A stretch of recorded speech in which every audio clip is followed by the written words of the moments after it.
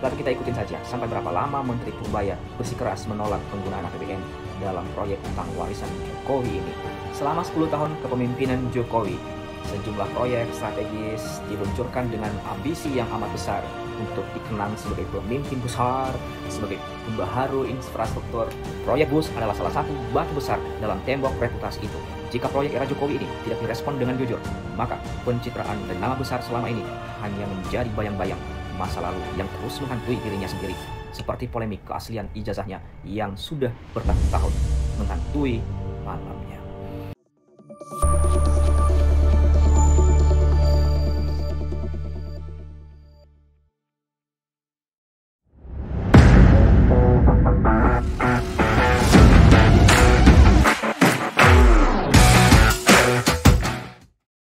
Assalamualaikum warahmatullahi wabarakatuh. Salam sejahtera bagi kita semua. Shalom.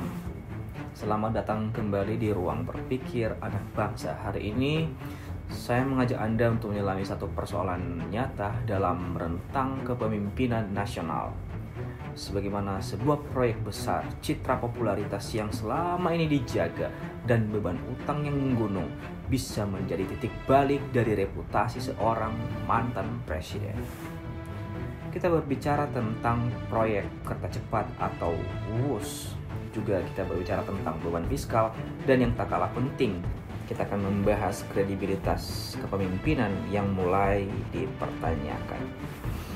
Proyek kereta cepat Jakarta-Bandung yang diberi nama WUS sudah menjadi kebanggaan publik sebagai simbol dari percepatan infrastruktur.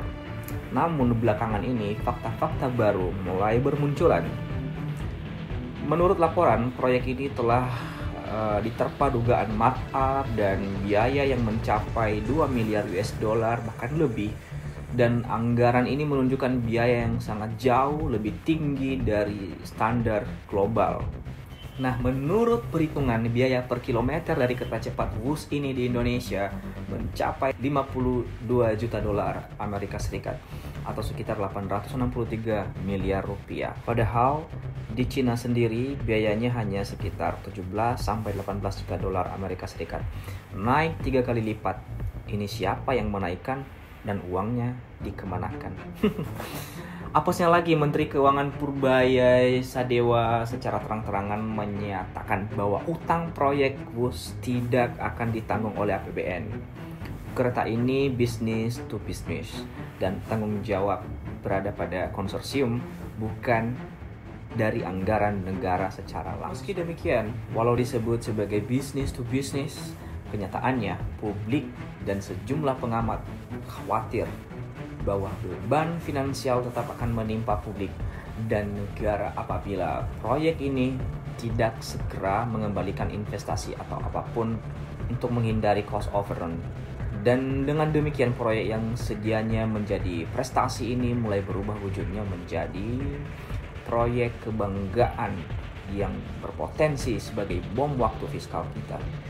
Tetapi kita ikutin saja sampai berapa lama Menteri Purbaya bersikeras menolak penggunaan APBN dalam proyek utang warisan Jokowi ini. Selama 10 tahun kepemimpinan Jokowi, sejumlah proyek strategis diluncurkan dengan ambisi yang amat besar untuk dikenang sebagai pemimpin besar, sebagai pembaharu infrastruktur.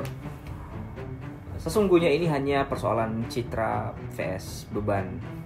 Namun terdapat beberapa catatan penting yang sampai hari ini sulit diterima oleh mereka, para penganggung besar Jokowi.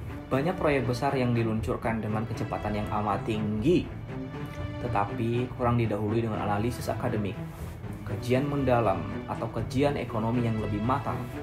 Seperti misalnya pada saat pembangunan IKN, beberapa bandara juga, dan termasuk kereta WUS saat ini yang sedang kita bahas ini.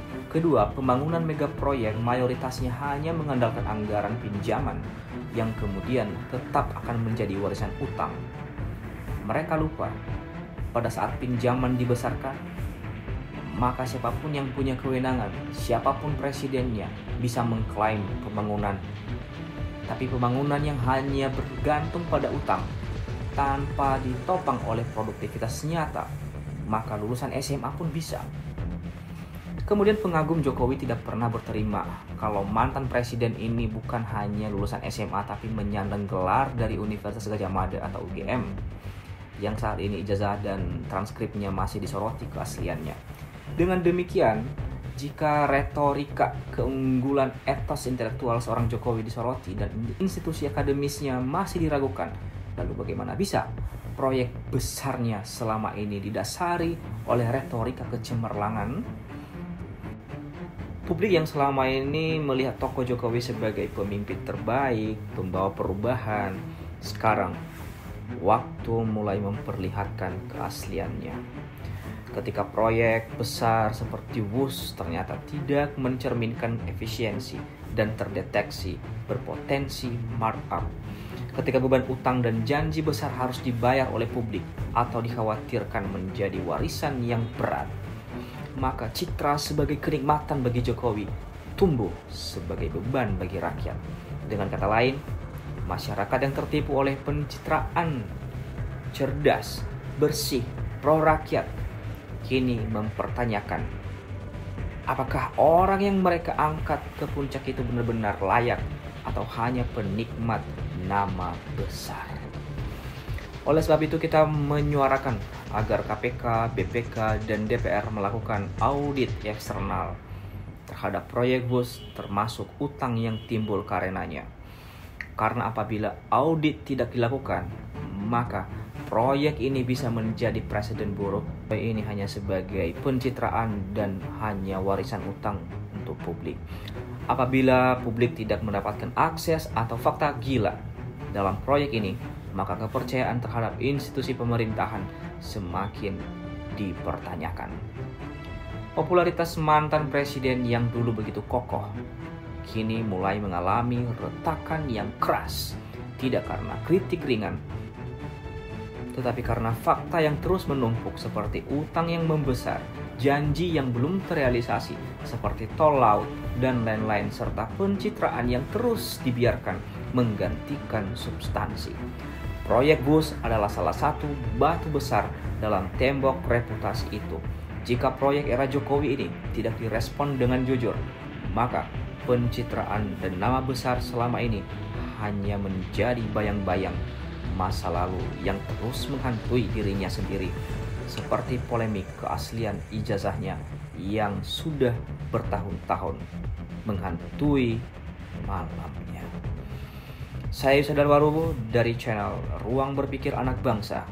Pembangunan dan kepemimpinan bukan soal siapa yang paling terlihat, tetapi soal siapa yang paling bertanggung jawab. Like, share, and subscribe. Wassalamualaikum warahmatullahi wabarakatuh. Shalom.